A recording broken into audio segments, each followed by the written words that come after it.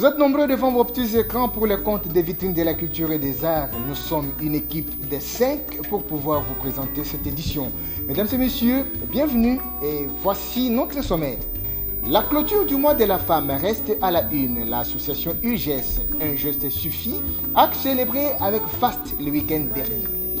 Et puis, technique de négociation, c'est l'intitulé du livre écrit par le professeur Aoto. Nous en parlerons au cours de ces magazines.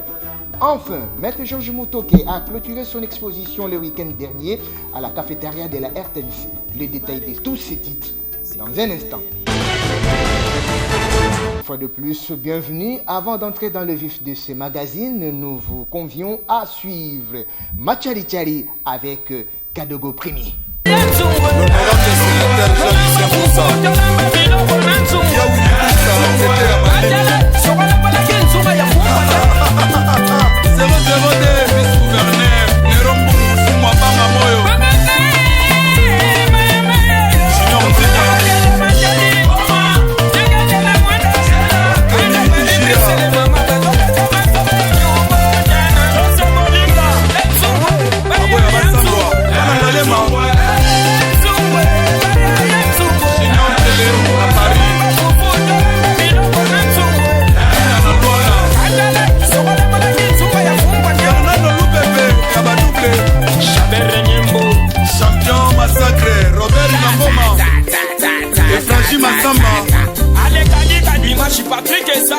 Bana Maïcha, Gislain les pétroliers, Staff Atagera 3615 Nagola, Staff Ki Kanzolako, Dr Ig Malongi, Dr Les Bourgeois, Komisa Posachiko Bas.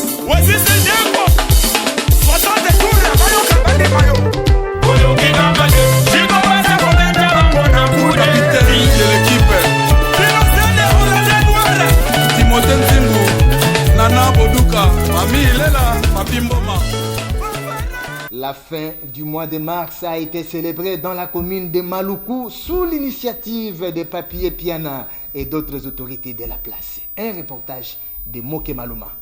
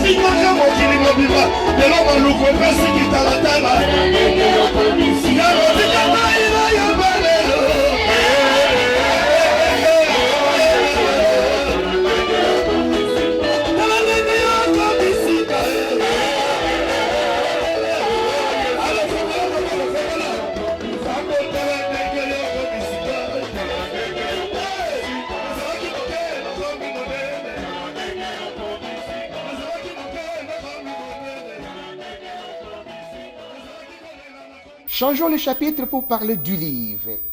Technique de négociation, c'est l'intitulé du livre écrit par le professeur Charles Aoto. C'est ce que les Congolais ont l'habitude de lire. La réponse avec Barthélemy Kabouya Mouteba, analyste des sociétés. Le livre que nous avons épinglé pour vous aujourd'hui a pour titre « Les éléments basiques des styles nationaux de négociation en commerce international ». Le livre est écrit par Charles Aoto Asombo, avocat senior, juriste, professeur des universités, directeur général de l'École nationale de notariat. L'auteur aborde ici de façon succincte les notions basiques de la négociation dans le souci d'amener le lecteur à comprendre aisément les différents styles de négociation pratiqués par les acteurs qui interviennent dans les échanges commerciaux au plan international.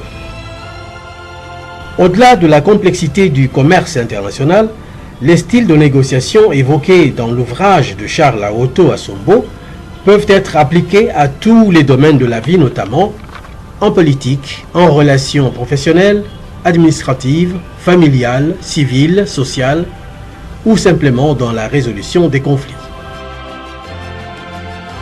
Dans un style limpide, sans emphase et dénué de tout pédantisme, Charles Aoto Asombo donne ici l'occasion à tous et à chacun de mieux comprendre les enjeux des différents styles de négociation, notamment en commerce international. Yves Bingonda, conseiller culturel de la Fondation Eve Trans, une agence de promotion des artistes, parle au nom de l'artiste musicien MJ, l'artiste de la diaspora que nous allons découvrir tout à l'heure. Yasolo elobinayo ndekunanga bobo. Nazabongo attaché de presse, oui c'est vrai. Il y a fondation EV Trans. EV Trans, c'est-à-dire fondation de Samaraminé Namboko République démocratique du Congo. Il y a Mama EV. Mais mingi fondation EV Trans, bazumo kano, il y a Koeba Kosunga Balanganzembo. Mingi ndete mesala ko benga na lokota français artiste musicien. Les EV Trans mikolo yo azuma kanisi wana azalaka nango.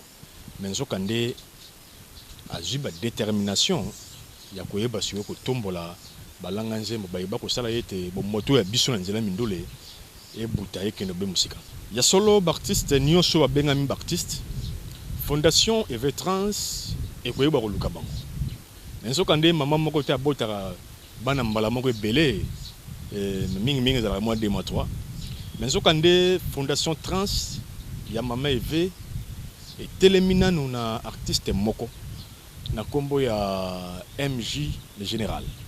Il y a un artiste et musicien.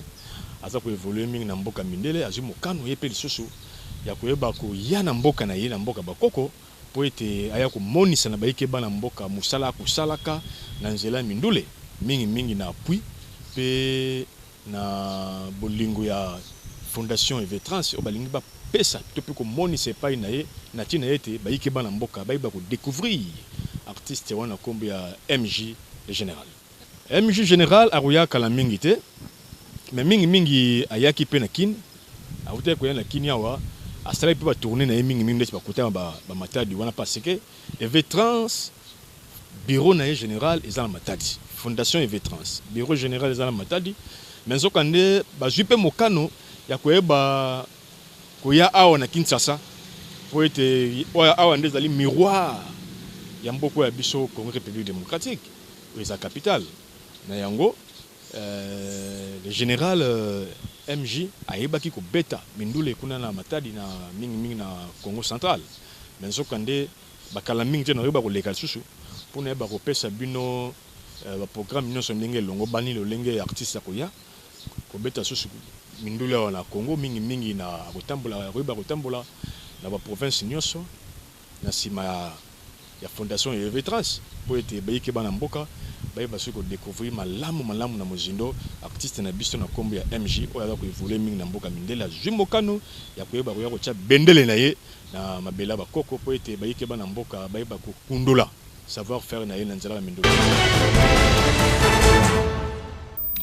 Nous recevons Jean Gomer sur ce plateau. Il va nous expliquer comment la langue maternelle est-elle respectée à Sankourou.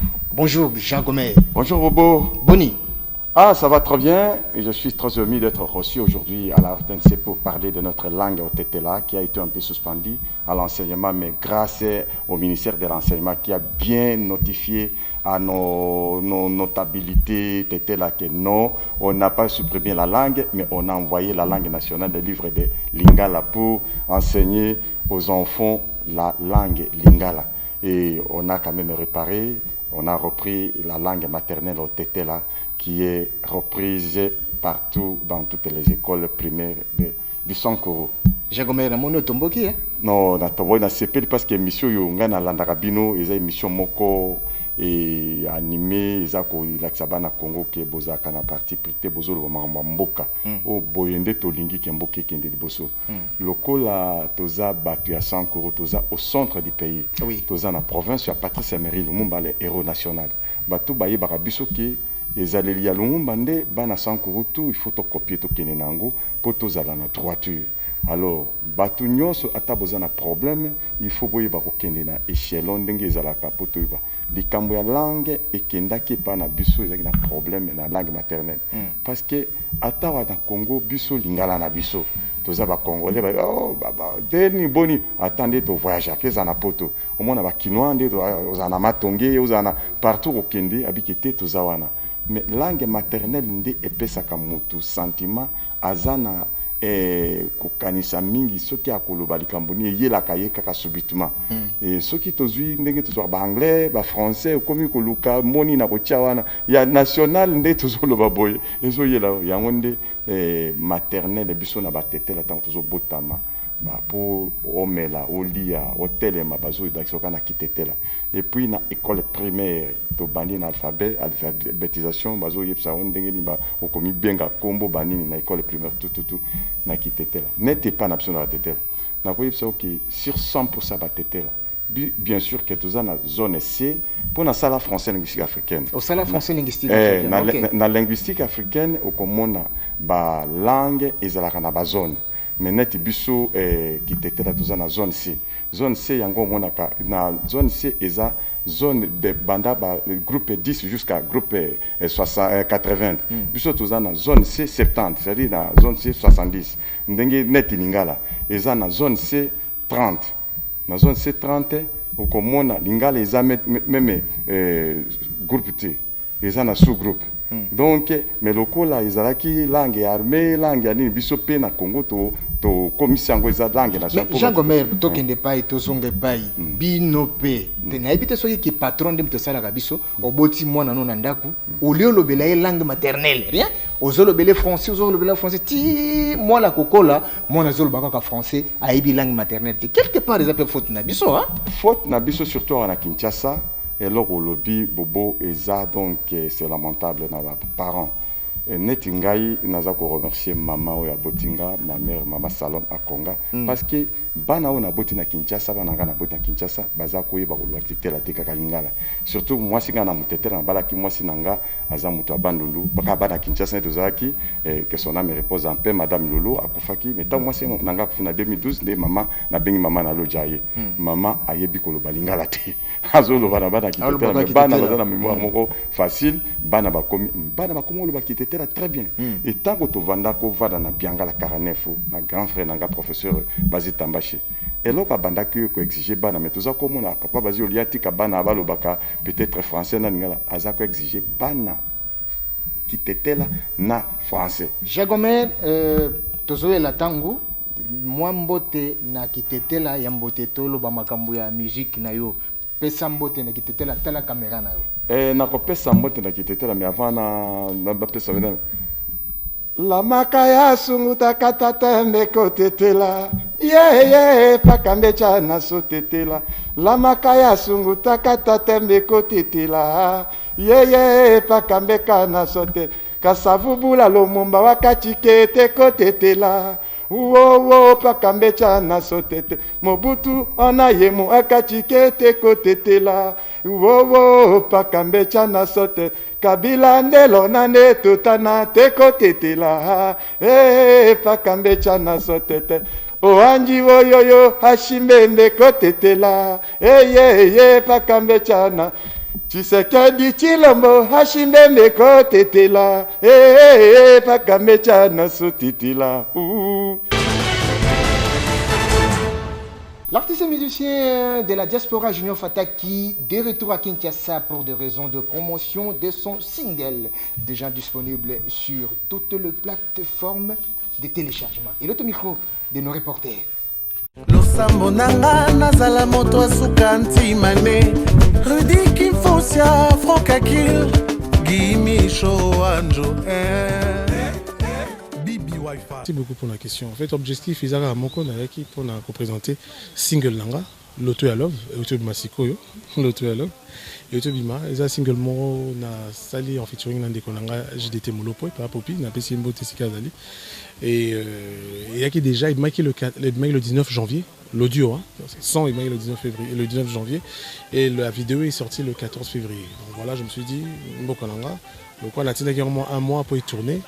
Alors on a eu des pour na mekako Matiasu moi promo et puis on a passé Sango Loto ya Love et puis on a bino Bapandia Sango pour mon Kiliba et Bailo on est artiste dans ça parce que ça faisait quand même un moment on a qui moi silencieux et là je suis revenu les bossos devant la scène pour napper ce message à Loto ya Love. En tout cas Loto ya Love déjà nous mo yango moko ezokinga moi temps moi et belé mais l'enregistrement en tant que tel est une temps mingité parce que Ndeko Nanga JDT déjà c'est un grand chanteur. Zoaki déjà Moussala on a à cœur, Zoaki le roi Nzembonaye a répété qu'il personnellement Nanga et puis personnellement Yemoro Nandaku a Keneko répété en gros et puis après tu es écouté dans la studio, tout ça lié en gros, tu as enregistré d'abord et puis après tu as ça la clip. Donc je dirais que enregistrement Yanga na pas Popi et Zubiso, on va dire 2 mois na clip na son. Oui, en fait, Tabou Fatek Junior a un actif naïe. A 3 albums déjà. Na plus ou moins 4 singles. Au coup de l'auto Loveza, 5e single au Ebimi. Effectivement, nous avons tout à l'heure, au moni promo, et Zaïros a ralenti. Mon attend sous moi tant mon promo et Makasi. Après, au moni biso to Liban est vraiment difficile. Tu auras sorti Tozongi, au mon abisso, abisbino, allez, Bobo Sanibiso, Boté biso Pemeni, Tim, Goto Royal, sous. Alors, moni, pour te payer na réalité, nango, ils ont pas si faut qu'on s'organiser pour y a pour nous remettre sa promo. Et cette fois-ci, au moni, na oumeli mingité la Zéline, Zébémi, 1 mois. Pour cette fois-ci, tu me la Makambo différemment. Avec mon équipe, tu as la Nérénini, tu retourner cette fois-ci pour tout ça vraiment bien présent. Mais par contre, album Egoya, album comme on a en encyclopédie, Egoya année prochaine. En fait, le tueur avait moko ya bana au bazana 4 albums, o yaye ko fungo le roi éclaireur à Fungolanzela pour l'album et après.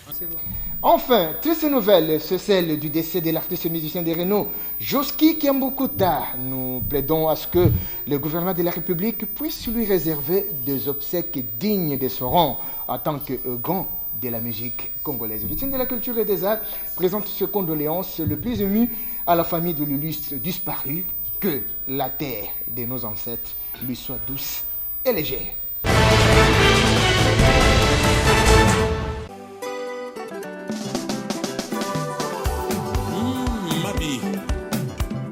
Nakati à Londres.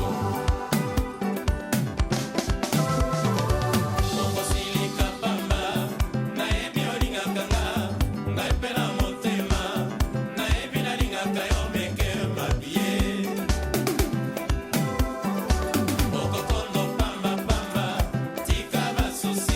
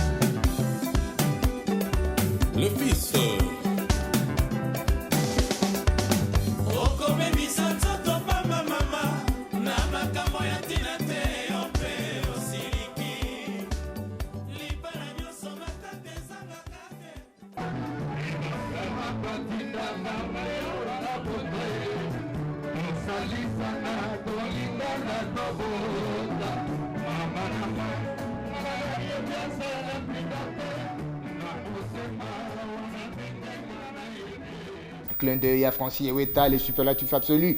Pichouval Mbakala, la tête bien faite à Lubumbashi. Patrick Baraka, le patron de Rivon Nyalunge, le bijou de la ville. Tino Mbakala, le superviseur général, tous à Lubumbashi. Maître Kams Kisungwa de Mama Priska Chako. Coucou également au boss Hassan Sass depuis Kisangani et Arlette Mbouy. C'est par ici que nous bouclons la boucle. Si vous avez aimé, dites merci au professionnalisme de Safi Joséphine Mongota et Mama Africa, la mère des opprimés, et Olivier Makese Moulongo qui ont concouru à sa rédaction. Yann Mangoyo, monteur d'image, Amoré Landou, Médard Mobenga était derrière la caméra. Joseph Nzenzo a assuré la prise de son. Christian Abiti, Émile Zola au décor. Ce magazine a été réalisé par Rémi Kalemba sous la supervision de Dieudonné Yangumba Chamberton. D'ici là, portez-vous bien. Avec l'aide du Très-Haut, nous allons nous retrouver la semaine prochaine. Ciao.